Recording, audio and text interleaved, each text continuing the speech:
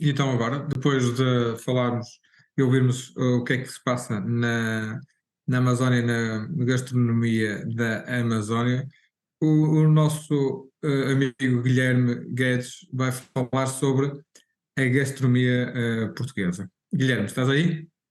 Bom, muito boa noite a todos. Quero começar por felicitar a Associação Domus Invicta por esta excelente iniciativa. Também dar os meus cumprimentos ao nosso amigo milanês e aos seus ilustres assessores, César Ferreira e Dornelas, que já não te vejo há muito tempo. Quero tomar aqui um grande abraço, muito saudoso.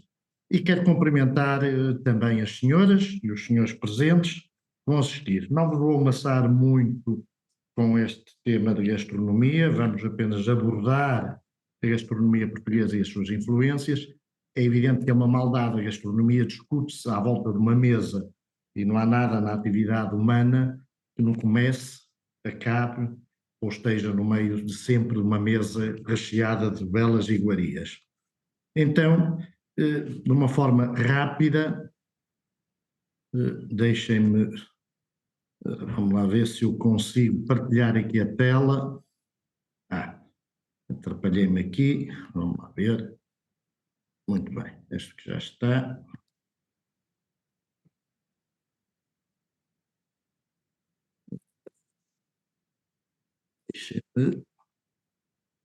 Parece que não está fácil. Já partilhou. Já está.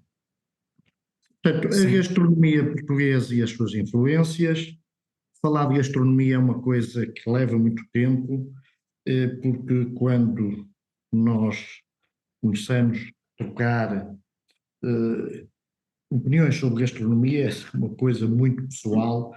O paladar muitas vezes é educado, é sempre educado e, portanto, muitos de nós não têm a abertura suficiente para experimentar os paladares dos outros. Então começo.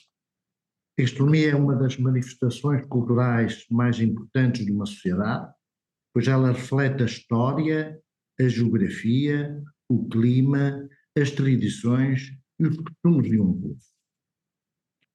Através dos pratos típicos de uma região, é possível entender a forma como as pessoas vivem, o que elas valorizam e como se relacionam com o ambiente e com os outros. Esta imagem, para os nossos irmãos do Brasil, isto é uma feira de gastronomia que se passa no Minho, sobretudo na região de Monção, e, portanto, é este o nome da feira, portanto, não tem outra interpretação que não seja a gastronomia. Além disso, a gastronomia também é uma forma de expressão artística, pois envolve não apenas a preparação dos alimentos, mas também a apresentação, temperos e a combinação dos ingredientes.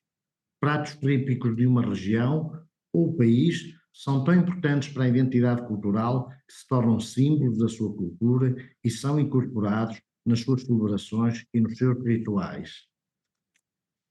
Portugal tem uma história diversa, fruto de variados contatos ao longo dos séculos, com diferentes culturas e povos que deixaram as suas marcas, umas vezes colonizados, outras vezes como colonizadores e, na maioria das vezes, como comerciantes. A influência romana na gastronomia portuguesa pode ser vista em muitos pratos, ingredientes e técnicas culinárias. Algumas técnicas culinárias que foram introduzidas por romanos ainda são utilizadas. No caso dos fornos, a salga, um método de conservação de carnes e peixes, o azeite, tanto para cozinhar como para temperar, as ervas aromáticas como o alecrim, a salsa, o orégano, o vinho, utilizado pelos romanos como ingrediente culinário e também como forma de sociabilização.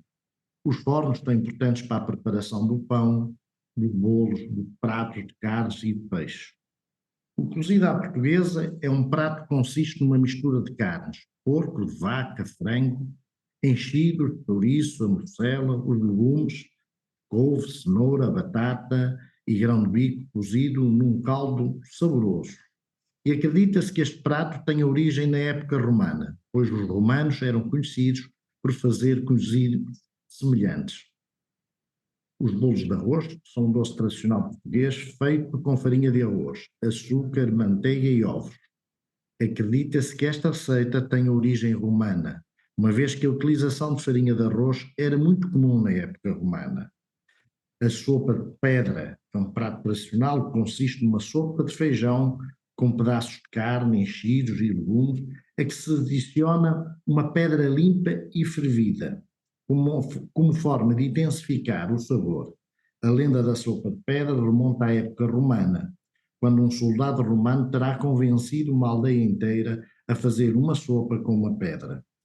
O bacalhau à lagareira é um prato tradicional que consiste num lombo de bacalhau assado com batatas e cebola, regado com azeite, influenciado pela técnica romana de cozinhar os alimentos em azeite. A cozinha portuguesa, só um minuto, por favor, isto, e desculpem-me que isto saltei indevidamente.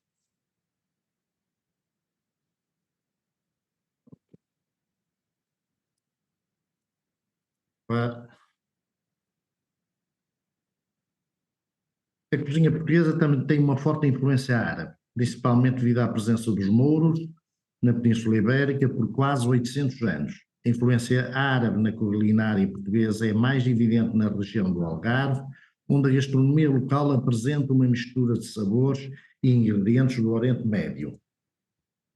As especiarias foram introduzidas na culinária portuguesa pelos árabes, como o cominho, o açafrão, a canela e a noz moscada. Os árabes foram os primeiros a introduzir o açúcar na Europa. Em Portugal, o açúcar é muito utilizado na confeitaria e na doçaria, com grande evidência para os doces conventuais. Os frutos secos, como a amêndoa, as nozes e as avelãs, que aparecem como ingredientes como o toucinho do céu, as trouxas, as massas folhadas introduzidas pelos árabes que encontramos nos pastéis de nata, chaves e tentugal. As tâmaras são um ingrediente muito utilizado pelos árabes e que encontramos na culinária portuguesa, em especial no pudim de tâmaras e no bolo de mel.